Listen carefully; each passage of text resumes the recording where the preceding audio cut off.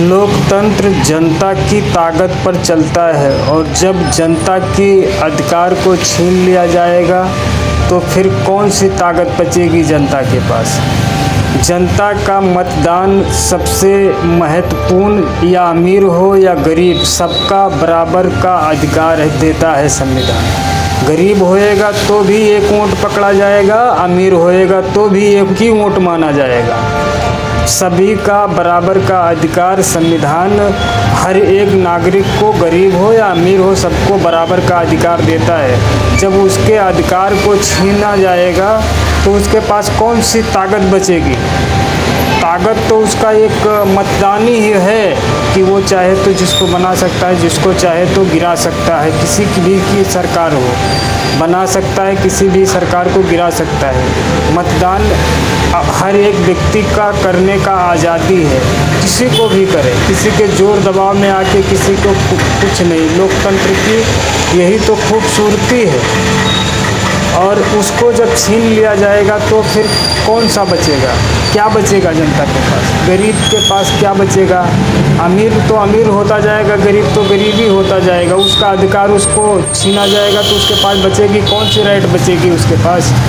Khan sir की ये video को देखें और फिर आगे बात करते हैं। फिर फर्जी वोट है, आप इसको जांच करके बताइए। तो कह रहा है इसको पहले स्टैम्प पेपर पे लिख के दीजिए। बताओ, अगर मान के चलो उन्हीं के घर में किसी की के साथ छेड़खानी हो गया और उनके घर के कोई आके कहे कि पिताजी ऐसे हुआ, तो कहेंगे नहीं तुम पहले स्टैम्प पेपर पे लिख के दो, बाद में जांच करेंगे। जब चुनाव में, अच्छा वो कह रहे हैं राहुल गांधी नहीं सके। अरे राहुल गांधी मतलब देश है क्या। Rahul Gandhi, Narendra Modi, Indira Gandhi, Manmohan Singh, they are not देश। हमारा देश बचा होना चाहिए। ये लोग तो आ जाएंगे, कल जाएंगे।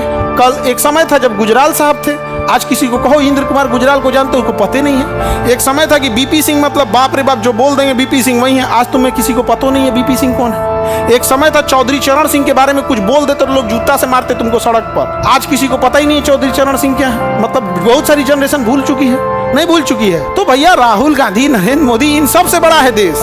तो चुनाव आयोग को, हमको चुनाव आयोग को देख के एक चीज समझ में आया कि जब चुनाव आयोग में वोटर फर्जी आ सकता है तो एग्जाम में सोच रहा फर्जी कैंडिडेट का ही नहीं बैठ सकता है। नहीं समझ में आ गया भाई। चुनाव का तो बहुत बड़ा वो चीज है। यहाँ पे तो दो चार को जिसका बाप का नाम है पता नहीं। बिहार में देखो डाक बाबू का बना दिया निवास प्रमाण पत्र, डॉग बाबू निवास प्रमाण पत्र बना दिया। वोट चोरी करोगे तो भैया थोड़े पता है कि कौन किसको जाके वोट देगा।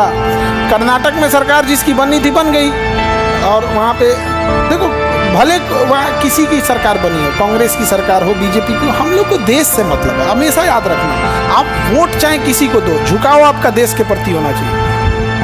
खान सर का आप लोग ने वीडियो देख लिया। चुनाव आयोग को एक्शन लेना चाहिए था और जितने कर्मचारी दोषी पाए जाते हैं फर्जी वोट बनाने में या कैसा योगदान उन लोग का रहता है, उनको कड़ी से कड़ी सज़ा देनी चाहिए थी। या क्या सच्चाई थी उसको सामने लाना चाहिए था जनता के बीच में। जनता ही लोकतंत्र की ताकत है और जनता का जब मनोबल टूटेगा तो चुनाव आयोग से, तो लोकतंत्र कहाँ है।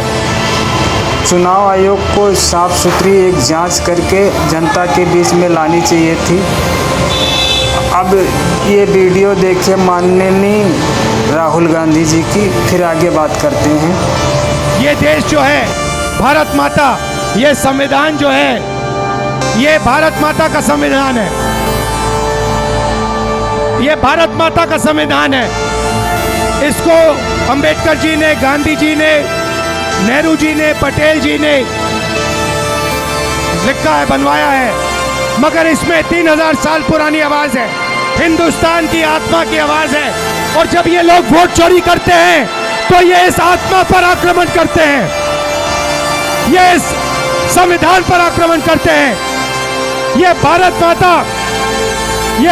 माता पर आक्रमण कर रहे हैं। और हम भारत माता पे ना नरेंद्र मोदी को ना इलेक्शन कमीशन को आक्रमण करने देंगे। इस संविधान को कोई नहीं मिटा सकता, इस संविधान को कोई नहीं छू सकता। और इलेक्शन कमिश्नर आप अच्छी तरह समझ लो, अगर आपने अपना काम नहीं किया तो आप पर सख्त कार्रवाई होने जा रही है। आप लोग अपनी कमेंट में जरूर राय रखिएगा कैसी लगी वीडियो, और यूट्यूब पे देख रहे हैं तो सब्सक्राइब करें, लाइक करें, दोस्तों में शेयर करें, अपनी कमेंट ज़रूर राय में दीजिएगा। फेसबुक पे देख रहे हैं तो फॉलो करें, लाइक करें, कमेंट में अपनी राय ज़रूर रखिएगा। फिर मिलते हैं कोई नई वीडियो के साथ में। जय हिंद।